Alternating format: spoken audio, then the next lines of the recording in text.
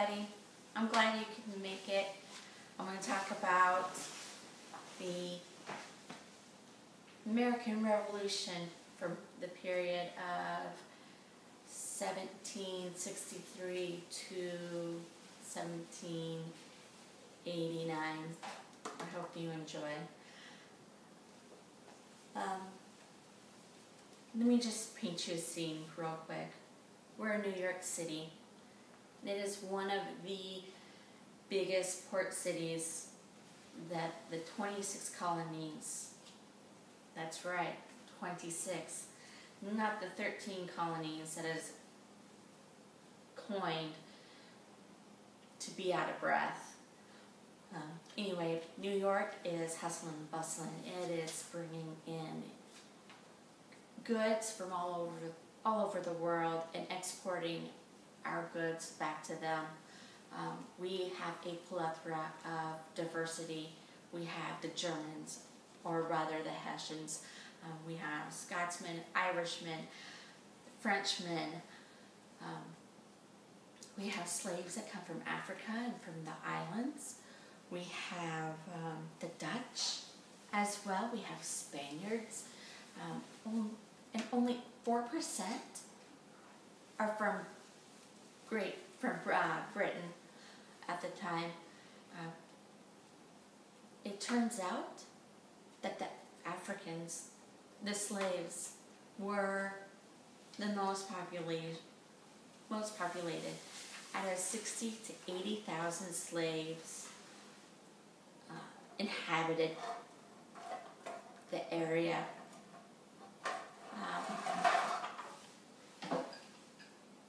A lot of the people came over here after the farms in European countries failed, when they weren't happy with the government that was handed down to them, and they were looking to start a new life.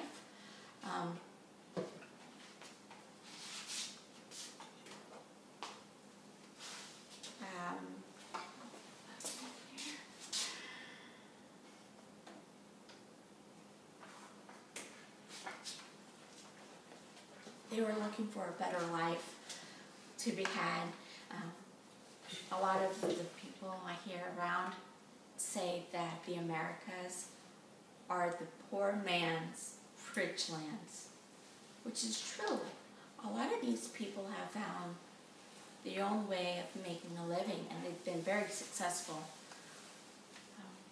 They've also been trading with the Indians that have been living in here for hundreds of years. We live on traditions, and to be honest, we live on British traditions. We live, breathe, and eat anything that has to do with Britain.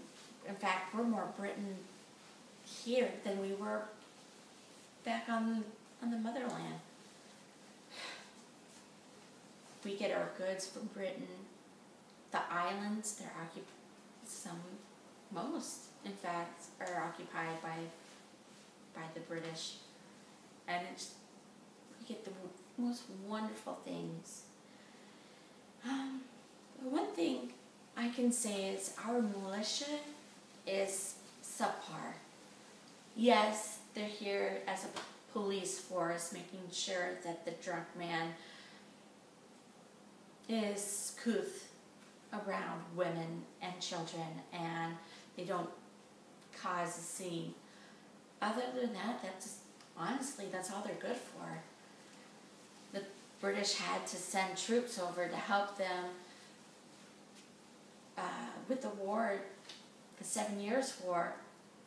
And did you know that war started because of somebody's ear being taken off? Captain Robert Jenkins, his ear was sliced by some Spaniard, and so they got into a little tizzy, and it just exploded into a war. And then King George's War was talking about some Louisburg fort, and the French and Britain were arguing about territorial lands again. So after the Treaty of Paris was signed, fortunately, France lost all of their all of their land, everything, and Britain got it. Go figure. So, one thing though was that Britain, because of this war, ended up getting a lot of debt. And, I mean, a lot of debt, and they had no idea how to pay for this. We did start noticing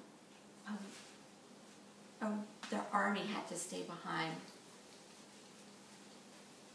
They just figured that they needed a standing army, and a lot of people are very hesitant about this.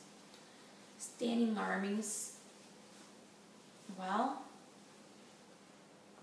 we haven't really had one to begin with. We don't know their protocols, we don't know their procedures, and we're kind of fearful. We see them as a threat more than anything.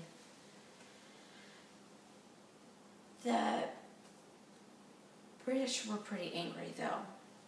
They decided that no settlers, no immigrants, no nothing could go past the Appalachian Mountains. They considered that to be, they coined that as the Proclamation Line.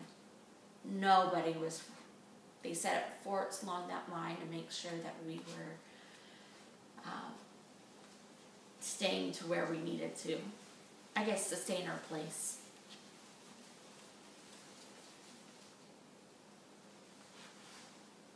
Now the Indians, there's a lot of different reactions to the Indians. Some people wanted the Indians to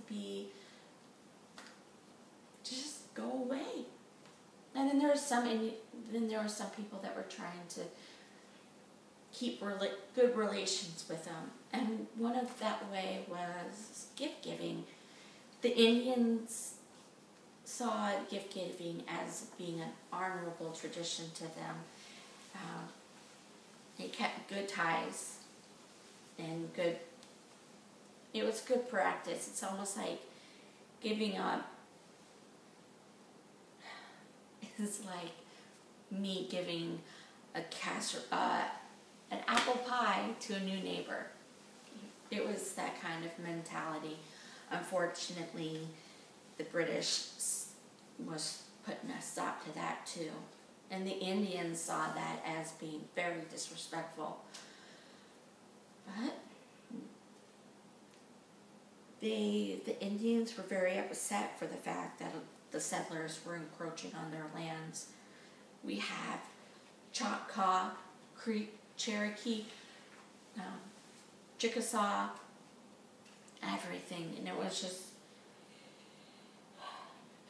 unfortunate, especially when the Paxton boys showed up. These were a group of individuals who actually, we can say this is the first sign of having prejudice. It was a new word for us. And they killed hundreds and thousands of Indians just because they were Indians. So some of the colonists and the British would try to save the leaders and jail them, put them in jail in Philadelphia.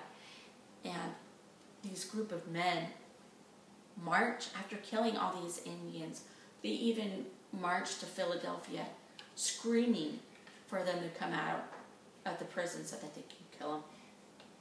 I mean, it was just pure pandemonium. So much bloodshed.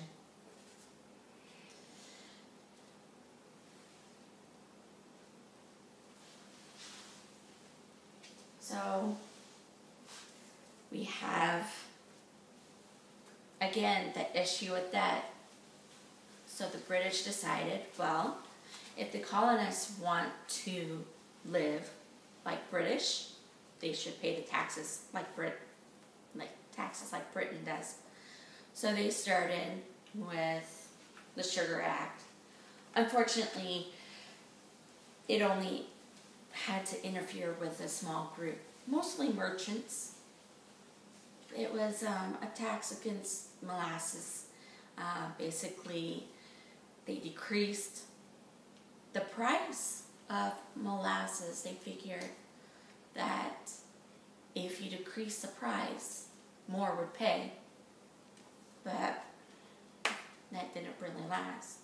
Now the tax that got all of us was the Stamp Act. There was a little tiny stamp on everything. Paper, goods. You needed to send a letter off, that got taxed. You wanted to buy a newspaper, that got taxed. You wanted to print a book, that got taxed. It was just taxing left and right. They didn't ask us, they didn't say, there wasn't a vote for it, there was nothing. It just came out of the blue one day. They were screaming for money.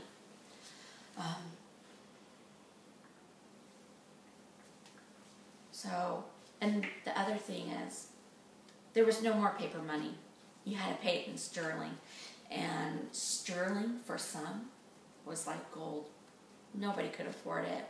Some people were starting to lose their way of life because they couldn't possess this money and these items that they needed for their businesses and homes. Now Congress tried to plead to Parliament to stop this tax. Unfortunately, it was Parliament just basically laughed in Congress's face and told them to move on. So this is the first outcry of representation. And there's a gentleman named Patrick Henry, and his famous quote, "Give me liberty or give me death," in this speech, he said that during the Virginia Convention, he said that King George III was like Julius Caesar, and that we needed to do to King George III as Brutus did to Julius Caesar. Now, we did have an ally, William Pitt. He was high up in Parliament. He was on our side. He's a hero to both Americans and British. He was trying to get the stamp tax repealed, saying that it was just such a horrible act to put upon us when they didn't know how much suffering we have already dealt with. Fortunately, he lost his popularity. In a way, he kind of wanted to live the quiet life, but he still got bugged a bit. So then we have the Declaratory Acts. Basically, this just says that Parliament has every right to put any tax, any law against the colonists, because the colonies were British subjects and they were just doing what would be best for King George and the crown. So we have also Townsend duty is basically government officials hired individuals to be the collectors for the revenue. And that got a little bad because, again, farmers started losing their lands because they couldn't pay the taxes. Then we had the Tea Act. Finally, to get more money out, to squeeze more money out of us, the British Parliament put upon the Tea Act, of course, tax on the tea. And unfortunately, it also gave the East India Company a monopoly. Nobody else was allowed to sell tea. Only they were. They were also only responsible for buying the tea. So basically, they could inflate the price as they see fit.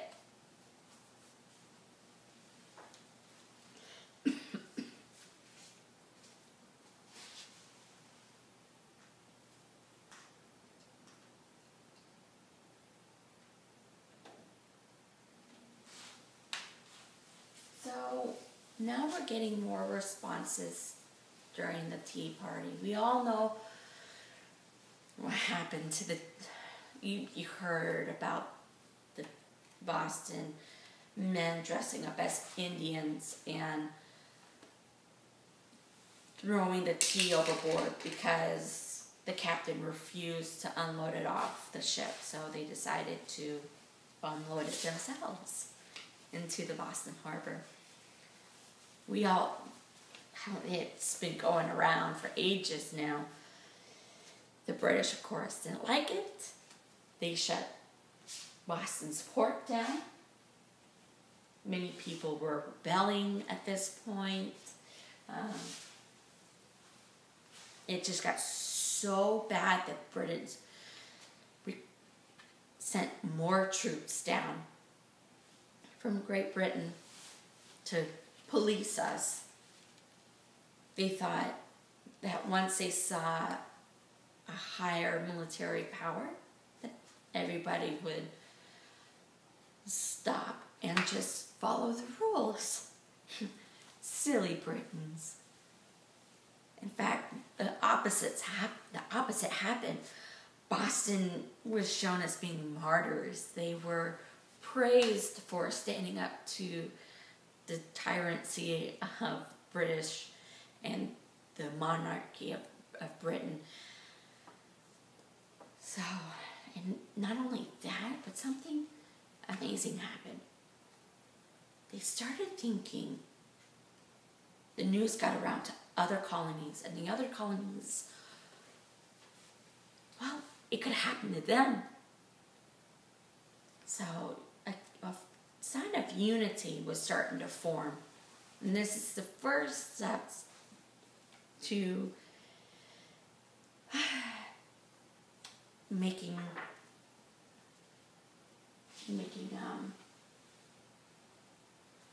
a country. They started doing, they said no more British goods. We won't buy any more British goods. Women were really good at this because they were the ones that were doing the shopping. They were the ones that were buying the goods. But unfortunately, this act alone didn't last that long. It was just, they needed goods. They needed to eat. They needed clothing. It just didn't last. So now is time to basically put our money where our mouth is. The First Continental Convention was held, and this meeting was basically to get everybody together, to get that form of unity in place.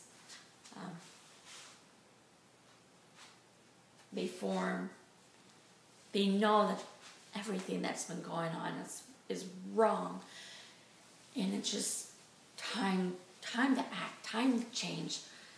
The rebellious spirit is getting stronger and heavier, and that's when the Sons of Liberty, as they call it, start to form. And they are in charge of these mobs. They are in charge of the rebellions that happen pretty much on a weekly basis now. I mean, the streets are becoming dangerous. It's just hard to walk in the street without having some political rebellion rebellion going on in these days.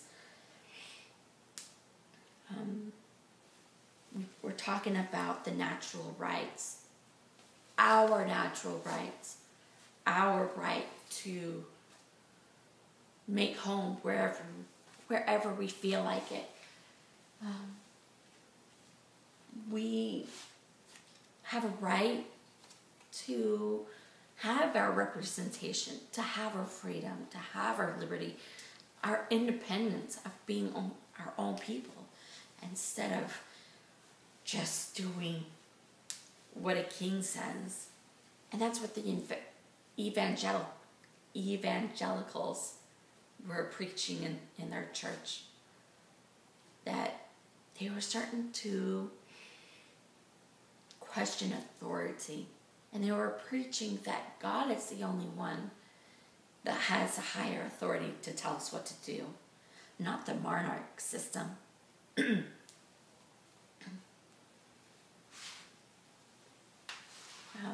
Basically, now, so the separation of church and state, honestly, you can't have one without the other. A lot of people might argue that, but you just can't.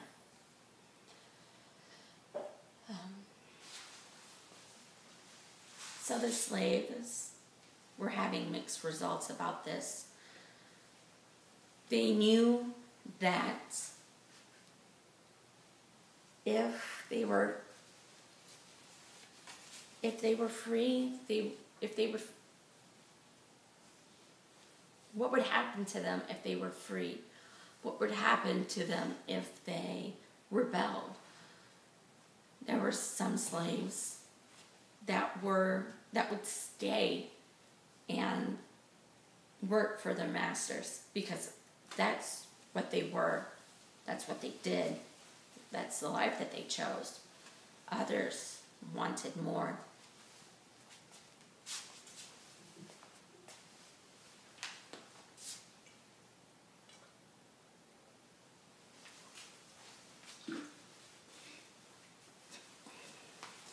Sorry.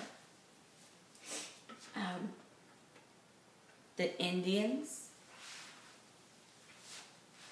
Indians were also having issues in their own communities. There were civil strifes that they were having. They did have issues with different tribes, but at this time we see the tribes coming together and forming a unity that they've never had before. And they knew that they needed to stick together. They knew that these times were going to get tough. So, and the women, like I said, they were responsible for the non-importation acts. But there were some women who were all for independence. They were a lot tougher than I would be back then. A lot of these women were spies. They foiled plans, so to speak. Some would even follow the men during the war and do household chores, the mending, the cooking, the cleaning. And some would even be at the front loading up cannons and helping the wounded and retrieving ammunition for the men to keep on fighting. Those are some tough women.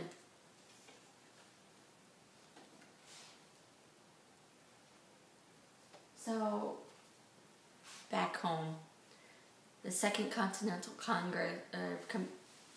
Congress was still asking for the British. They were still pleading with the British to please reconsider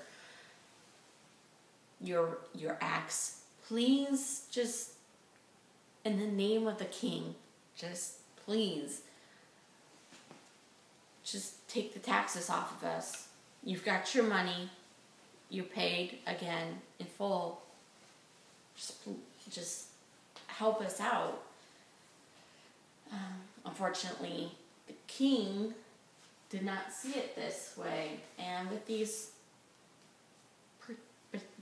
petitions that are so-called the olive branches, King George basically said, he wrote a letter to his subjects back on motherland and basically said that the Americans are traitors and they all deserve to die.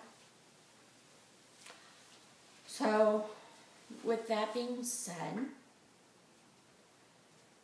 the Congress got a little help from a very wonderful, articulate writer named Thomas Paine.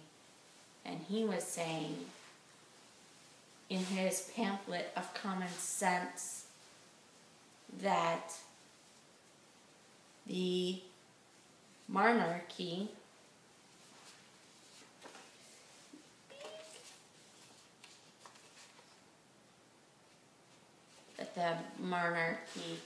is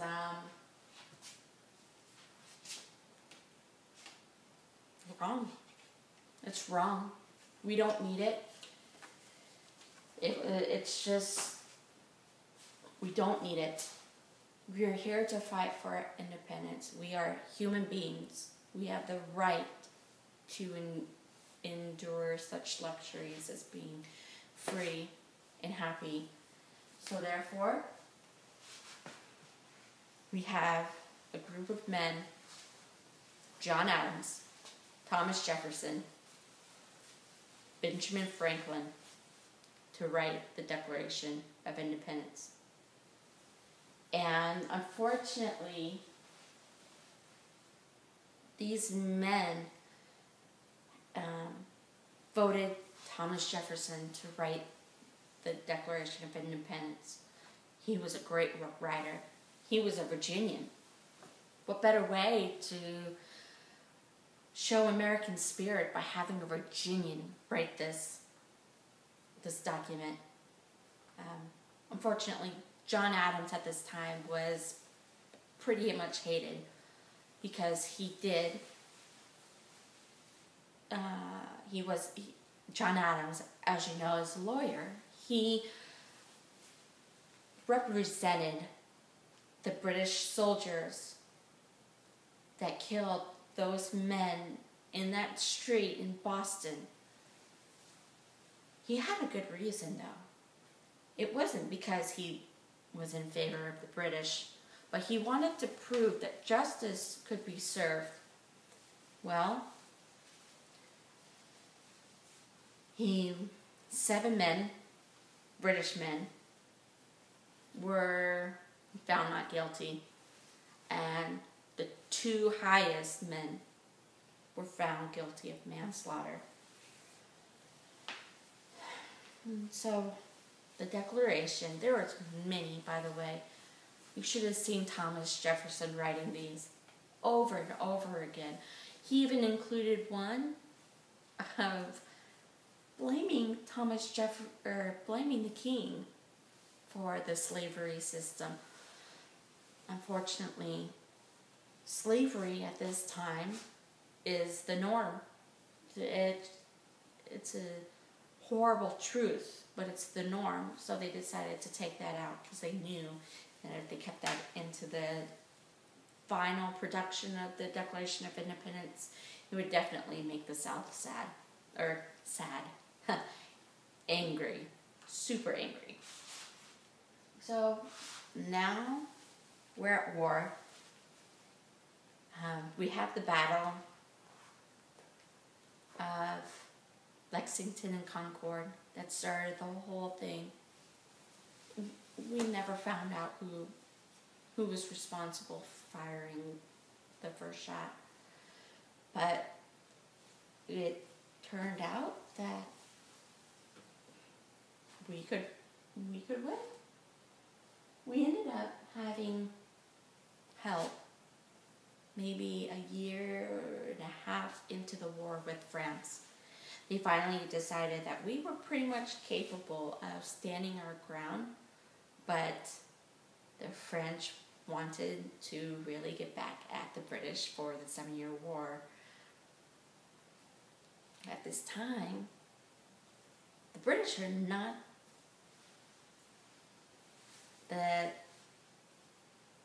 the popular kid in the school, let's just say. The Dutch don't like them. The Spaniards wanted to get back at them. The Germans, the Hessians, were the ones that fought with the British. They were pretty much the only ones. So the British was pretty stretched out thin. The Spaniards took over Florida. We got that land. And the islands were being fought for as well. The Dutch fought for St. Eustace for their island. It was a major supply unit for the Americans. The Dutch secretly financed the war for the Americans and supplied them for their goods. If it wasn't for them, I don't know where the Continental Army would have been. I really don't.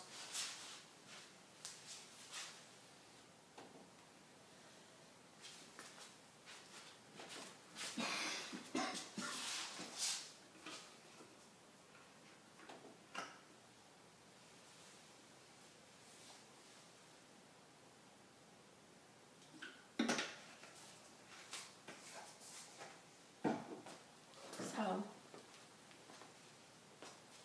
the war is finally finished. The Declaration has been read on July 4th, 1776, proclaiming that we, as individuals, have the right to life, liberty, and the pursuit of happiness.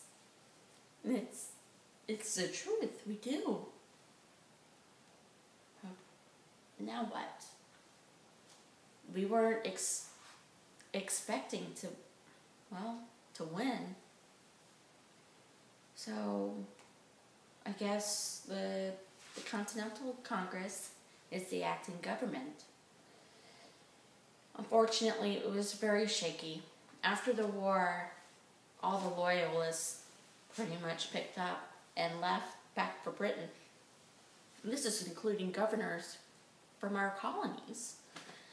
So there's some colonies that don't even have a government.